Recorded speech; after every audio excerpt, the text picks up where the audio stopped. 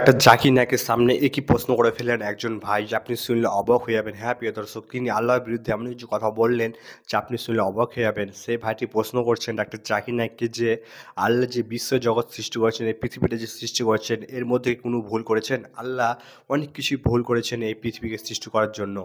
তো এই শুনে ডাক্তার জাকির নায়েক মাশাআল্লাহ কঠিন উত্তর দিবেন সেই ভাইটিকে। তো ভিডিওটি খুব গুরুত্বপূর্ণ হতে যাচ্ছে, তো ভিডিওটিকে না টেনে লাস্ট পর্যন্ত দেখার অনুরোধ রইল। এই ভিডিওটি খুবই একটা অত্যন্ত গুরুত্বপূর্ণ একটি ভিডিও, আপনাদেরকে অত্যন্ত জানা দরকার যে আল্লাহ সুবহানাহু ওয়া তাআলা বিশ্বজগৎ সৃষ্টি করার সময় কী কী ভুল করেছেন। তো এই শুনে একটা চ্যানেল মাসাল্লাহ কঠিন উত্তর দেবেন সেই ভাইটিকে। তো ভিডিওটি শুরু করার আগে আপনার দিদি ডাক্তার জাকির নায়েককে ভালোবেসে থাকেন তো অতি অবশ্যই আমাদের আল্লাহ চ্যানেলটিকে সাবস্ক্রাইব করে যাবেন। চলুন আমরা ডাক্তার জাকির নায়েক কী উত্তর দিলেন, যে আমাদের বিশ্বজগৎ সৃষ্টি করার সময় কী কী আল্লাহ সুবহানাহু ওয়া তাআলা ভুল করেছিলেন কিনা, বা কী কী ঠিক করেছেন। তো এই শুনে একটা চ্যানেল মাসাল্লাহ কঠিন উত্তর দেবেন। চলুন আমরা সেই মূল ভিডিওটি দেখে আসি। সবাইকে অনেক ধন্যবাদ। আজকে এখানে আসতে পেরে খুব ভালো লাগছে, যদিও আমি একজন অমুসলিম। পবিত্র বাইবেলের ওল্ড টেস্টামেন্টে একথা বলা আছে যে ঈশ্বর রাত এবং দিন সৃষ্টি করলেন একেবারে প্রথম দিনে। তারপরে ঈশ্বর সৃষ্টি করলেন সূর্য এবং চাঁদ। সূর্য যদি না থাকে তাহলে দিন আর রাত কিভাবে আসবে? একইভাবে পবিত্র কোরআনে বলা হয়েছে যে সূর্য পৃথিবীর চারপাশে ঘুরে। এটা আছে 21 অধ্যায়ের 22 নম্বর আয়াতে। কোরআনে যে ঈশ্বর বিশ্বজগৎকে নিয়ন্ত্রণ করে, আমার সন্দেহ হচ্ছে ঈশ্বর কি বিশ্বজগৎ সৃষ্টির সময় কোনো রকম ভুল করেছিলেন? আর আমার মতে পবিত্র বাইবেল আর কোরআনের এই কথাগুলো আধুনিক বিজ্ঞানের বিরুদ্ধে। একটু ব্যাখ্যা করেন ভাই। আপনার নামটা বলবেন, আর কোরআনের ব্যাপারে যেটা বললেন আমি ঠিক মতো শুনতে পাইনি। প্রথমে আপনার নাম, আর কোরআন যে কথাটা বলছে যে সূর্য, কোরআনের সূরা নম্বর 6 নম্বর সূরা কি সূর্য প্রদক্ষিণ করে?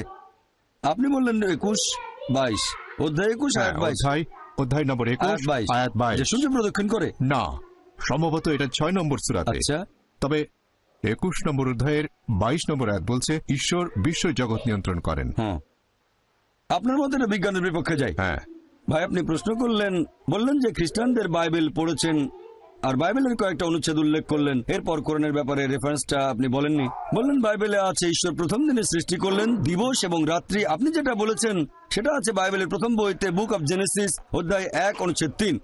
হ্যাঁ, বলা হয়েছে সর্বশক্তিমান ঈশ্বর দিবস এবং রাত্রি সৃষ্টি করেছেন একেবারে প্রথম দিনে।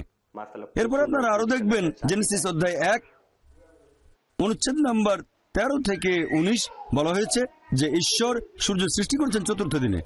আমি রেফারেন্সগুলো বলছি। এটা কি বিজ্ঞানের বিপক্ষে যায় না? আমি আপনার সঙ্গে একমত, এটা বিজ্ঞানের বিরুদ্ধে।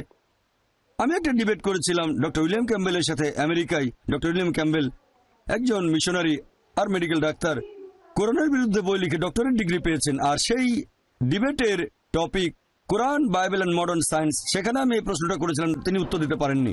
তাই আমি একমত যে বাইবেলের বেশ কিছু সমস্যা আছে। এবার প্রশ্নের দ্বিতীয় অংশ, যে পবিত্র কোরআন বলছে সর্বশক্তিমান ঈশ্বর এই মহাবিশ্বকে নিয়ন্ত্রণ করেন। বাইবেলের ব্যাপারে বললে আমিও মানব যে বাইবেল প্রতিষ্ঠিত বৈজ্ঞানিক সত্যের বিরুদ্ধে।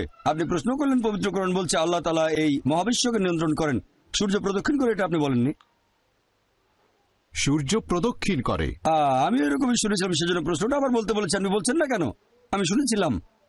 আপনি এখানে রেফারেন্স দিলেন অধ্যায় 21 আয়াত 22। রেফারেন্সটা ভুল, সঠিকটা হচ্ছে স্যার হ্যাঁ আমি বলছি সঠিকটা সূরা আম্বিয়া অধ্যায় 21 আয়াত 33, আয়াত নাম্বার 22 না, আয়াত 33। এই যে কোরআন, আমি কথা বলছি মেমোরি থেকে, তবে আমি কম্পিউটার নই। না স্যার, আপনি আবার প্রশ্ন করবেন?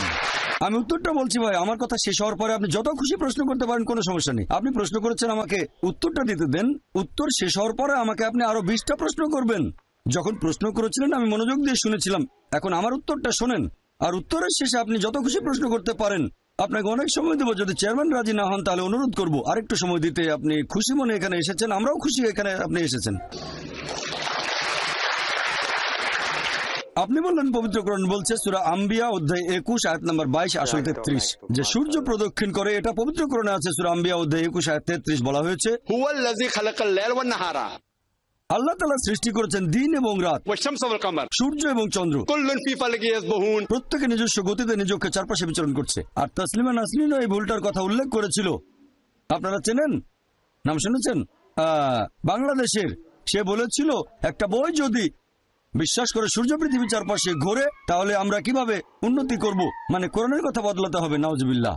আসলে তাকে দৃষ্টিভঙ্গি বদলে সঠিকভাবে কোরআন পড়তে হবে। পবিত্র কোরআন বলছে هو الذي خلق الليل والنهار আল্লাহ তাআলা সৃষ্টি করেছেন রাত এবং দিন, والشمس والقمر সূর্য এবং চন্দ্র। كل في فلك يسبحون। প্রত্যেকে নিজ গতিতে নিজ কক্ষপথে বিচরণ করছে। কোরআনের কোথাও বলা হয়নি যে সূর্য পৃথিবীর চারপাশে প্রদক্ষিণ করছে, কোথাও বলা হয়নি এটা। পবিত্র কোরআন এখানে বলছে সূর্য এবং চাঁদ প্রদক্ষিণ করে আবর্তিত হয়, কোথাও বলা হয়নি পৃথিবীর চারপাশে। এই আয়াতে পৃথিবীর শব্দটা কোথাও নেই, বলা হয়েছে هو الذي خلق الليل والنهار আল্লাহ তাআলা সৃষ্টি করেছেন রাত এবং দিন, والشمس والقمر সূর্য এবং চন্দ্র। كل في فلك يسبحون। প্রত্যেকে নিজ কক্ষপথে বিচরণ করছে। আমি স্কুলে থাকতে পড়েছিলাম যে সূর্য প্রদক্ষিণ করে, নিজ অক্ষের চারপাশে প্রদক্ষিণ করে না।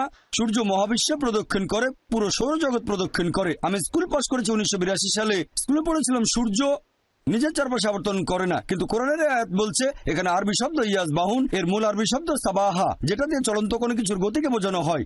এই সাবাহা শব্দটা দিয়ে যদি মেঝের উপর থাকা কাউকে বোঝায়, তার মানে এই না যে গড়াচ্ছে, সে হাঁটছে এবং দৌড়াচ্ছে। যদি এই শব্দটা দিয়ে পানিতে থাকা কোনো লোককে বোঝানো হয়, তার মানে এই না যে সে ভাসছে, এর মানে সাঁতার কাটছে। আর আল্লাহ যখন এই শব্দটা দিয়ে গ্রহ নক্ষত্র বোঝাচ্ছেন, তার মানে এই না যে সেগুলো উঠছে, এর মানে সেগুলো নিজ অক্ষের চারপাশে আবর্তন করছে। তাহলে কোরআন বলছে যে সূর্য এবং চন্দ্র প্রদক্ষিণের পাশাপাশি তারা নিজ অক্ষের চারপাশে প্রদক্ষিণ করে।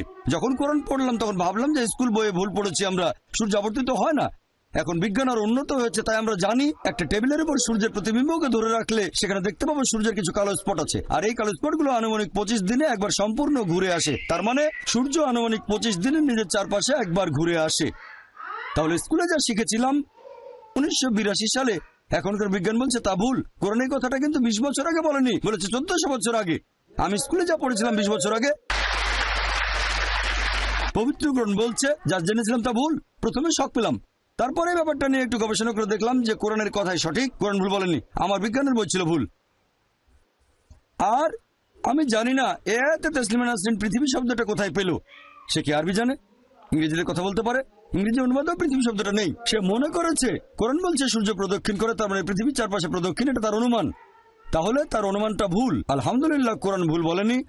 আর আমি আপনার সঙ্গে একমত যে আল্লাহ সুবহানাহু ওয়া তাআলা এই মহাবিশ্বকে নিয়ন্ত্রণ করেন। আর এই কারণেই ফ্রান্সিস বেকনের মত অনুযায়ী, ফ্রান্সিস বেকন একজন বিখ্যাত দার্শনিক, তিনি বলেছেন বিজ্ঞান সম্পর্কে কম জানলে হবেন একজন নাস্তিক, তবে বিজ্ঞান সম্পর্কে গভীর জ্ঞান থাকলে এক সর্বশক্তিমান ঈশ্বরে বিশ্বাস করবেন। আশা করি উত্তরটা পেয়েছেন।